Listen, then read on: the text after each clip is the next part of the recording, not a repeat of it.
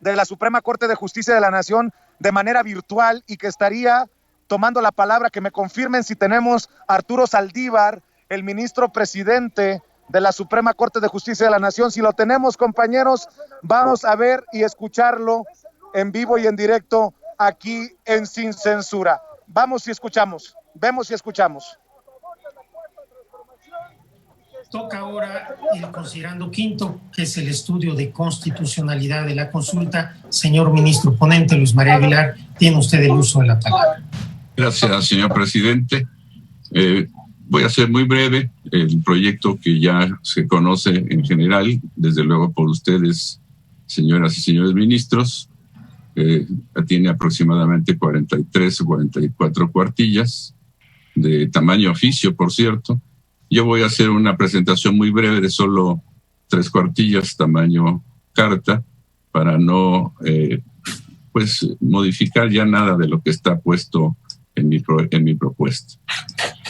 En el proyecto sujeto a consideración se analiza la petición de consulta hecha por el presidente de la República de la siguiente manera. Como expresamente dispone el artículo 26, fracción segunda, inciso A, de la Ley Federal de Consulta Popular, esta Suprema Corte de Justicia de la Nación deberá, en primer lugar, definir si la materia o objeto de la consulta es constitucional conforme a los requisitos y parámetros que establece el artículo 35 de la Constitución Federal. En segundo lugar, para el caso, como bien ya lo ha señalado el señor presidente, de que este Tribunal Pleno considerara que la materia es válida, es constitucional, se tendría que verificar que la pregunta propuesta deriva directamente de la materia de la consulta, que no sea tendenciosa ni tenga juicios de valor, que emplee un lenguaje neutro y sencillo y comprensible, esté relacionada con el tema de la consulta y formulada de tal manera que las personas solo deban responder sí o no. Por el contrario, como se señala en esta resolución o en esta propuesta, esa determinación debe corresponder a quien tenga los elementos, las pruebas, los indicios para formular una denuncia ante la autoridad correspondiente. El objeto o finalidad de la petición, que es la materia que está proponiéndose en el proyecto, señala primero y fundamentalmente que se reconoce que la finalidad de la consulta popular consiste precisamente en empoderar las voces y la voluntad de la ciudadanía, así como también proteger los derechos humanos y el Estado de Derecho. Esa es la finalidad de la consulta popular. En segundo lugar, se propone establecer que el objeto integral de la petición formulada consultar al pueblo de México si está de acuerdo o no en que las autoridades competentes investiguen y de resultar probada y fundada alguna causa, se sancione penalmente a los expresidentes de México referidos en el escrito de solicitud. Y en esa vía, precisamente en materia penal, como se señala en el texto de la petición formulada, en sus considerados especialmente 10º y 13º. Así, del análisis que se sigue y detalla en este proyecto, hay consideraciones por las que se estima que el objeto de la consulta popular es inconstitucional por 5 razones, tanto en forma individual como desde luego en su conjunto.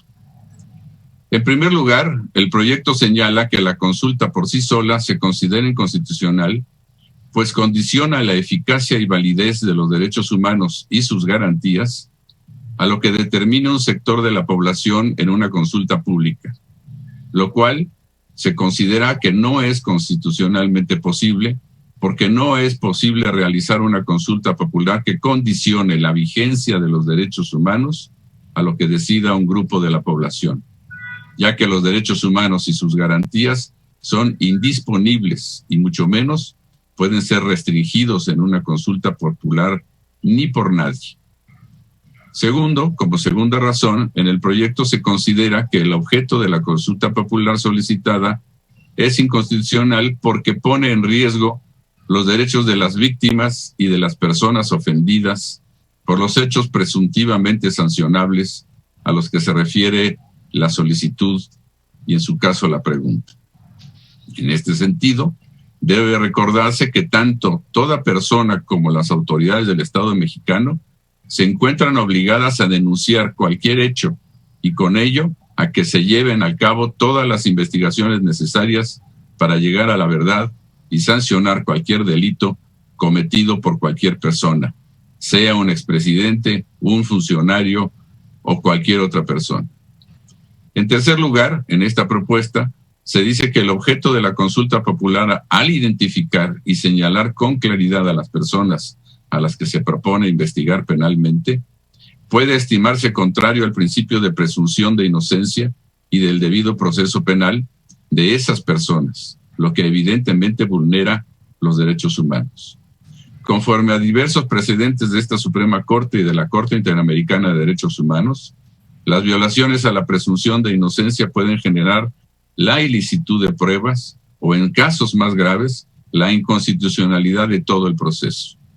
En el proyecto se considera que la consulta popular, en los términos planteados, puede viciar los procesos penales en curso y aún los futuros, lo que puede imposibilitar que los jueces se pronuncien sobre la responsabilidad penal de esos delitos y, al final de cuentas, de existir tales delitos, puedan quedar impunes, lo que atenta contra los derechos de las víctimas y los ofendidos directos, pero también en contra de todo el pueblo de México.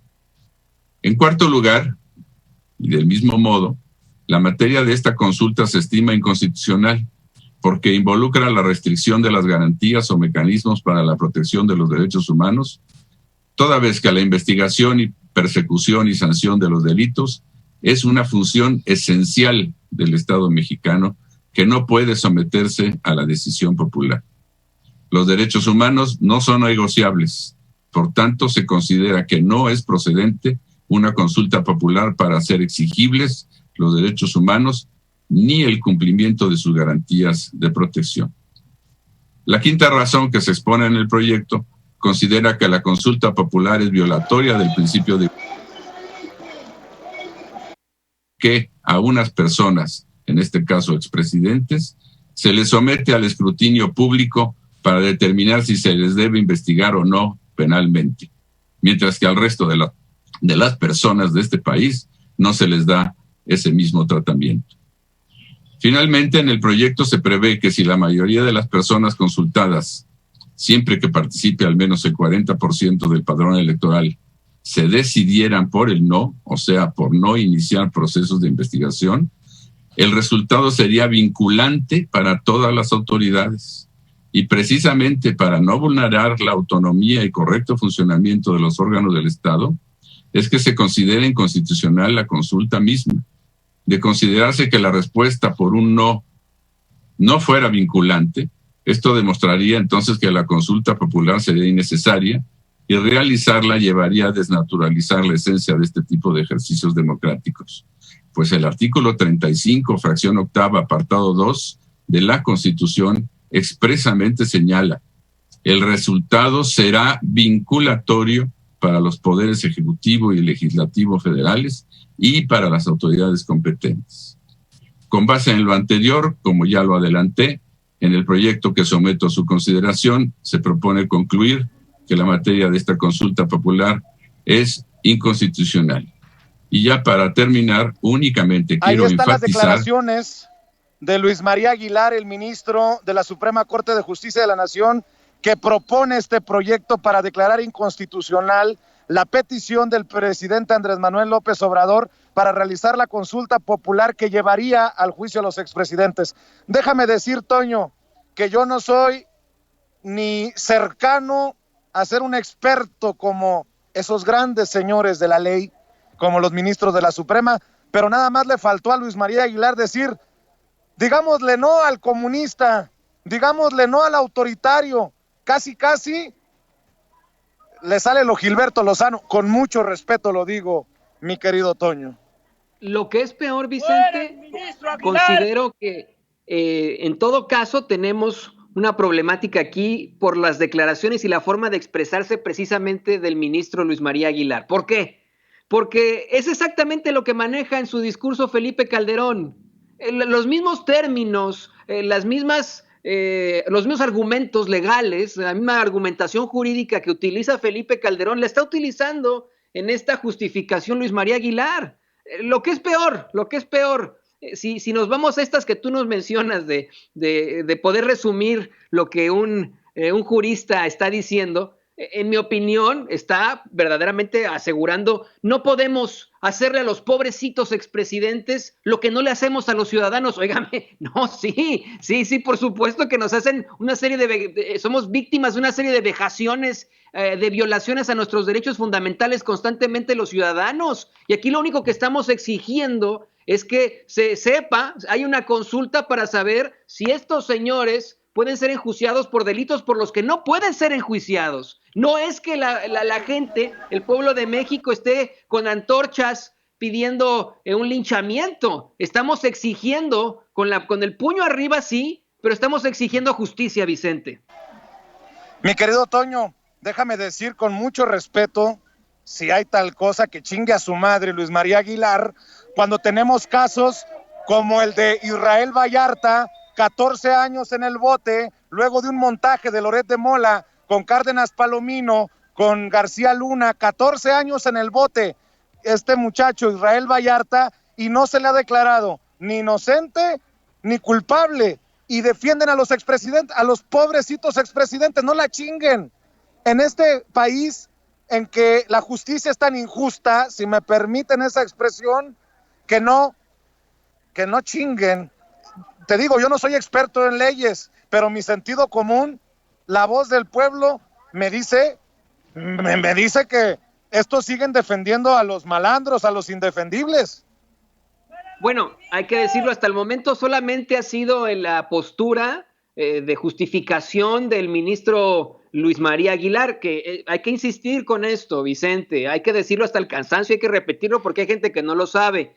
Es el ministro que nomina Felipe Calderón, es el que defiende, como bien lo mencionabas, hasta las últimas consecuencias su salario millonario, es el que hasta le pagamos los lentes, es un personaje que muchos han considerado es extremadamente cercano a Enrique Peña Nieto, tan cercano que fue invitado a la misma boda de la hija de Juan Collado, el abogado de los puercos poderosos. Ese es el ministro Luis María Aguilar, quien está justificando a capa y espada su propuesta de inconstitucionalidad en estos momentos, asegurando que se van a vulnerar los derechos fundamentales de los expresidentes y que esto podría tener problemáticas después a futuro en caso de que exista un proceso por las fallas a precisamente el debido proceso. A mí me parece que son simplemente justificaciones y justificaciones con un léxico obviamente jurídico, ¿no? Con el que se busca apantallar y convencer de algo de lo que los mexicanos ya estamos convencidos,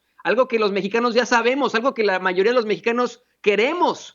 Nosotros queremos que se enjuicie a los expresidentes por cualquier tipo de delitos, no solamente los que están contenidos por ahí en la Constitución, que no existan los privilegios y que si incurrieron en alguna irregularidad y si incurrieron en algún delito, paguen las consecuencias como el resto de los mexicanos y las mexicanas. Eso es lo que pedimos y eso no es atentar contra sus derechos fundamentales.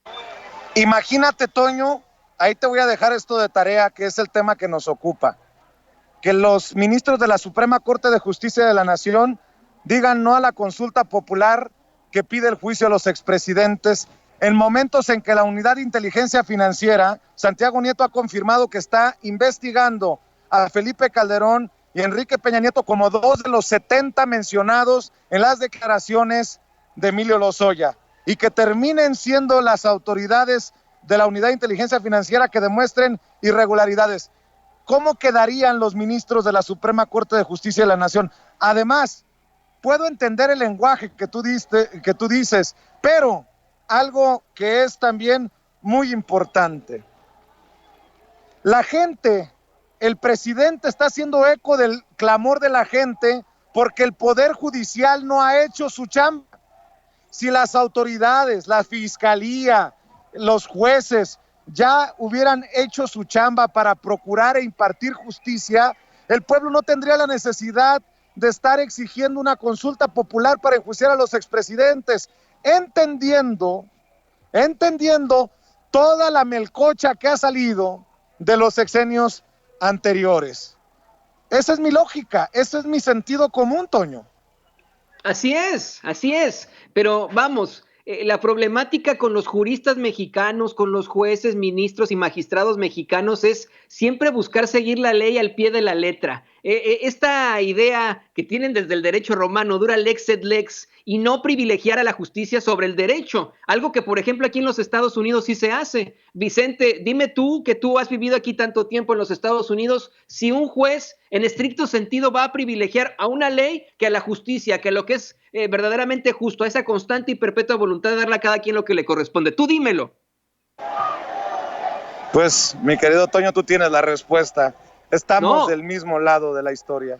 Es que no, ese es el punto. Y aquí ellos simplemente con este lenguaje, con este léxico jurídico, diciendo, no, es que en la ley está esto, no, es que está contenido, intentan convencer al pueblo que en efecto se están violando los derechos de los derechos fundamentales de los pobrecitos expresidentes. Nótese mi sarcasmo, cuando en la realidad estamos exigiendo eso, justicia, y tienen que acabarse ese tipo de jueces en México, Vicente, público consentidor, de magistrados, de ministros. Ya no puede existir esa figura del que sigue al pie de la letra como todo leguleyo lo que dice la ley, sino el que privilegie siempre a la justicia.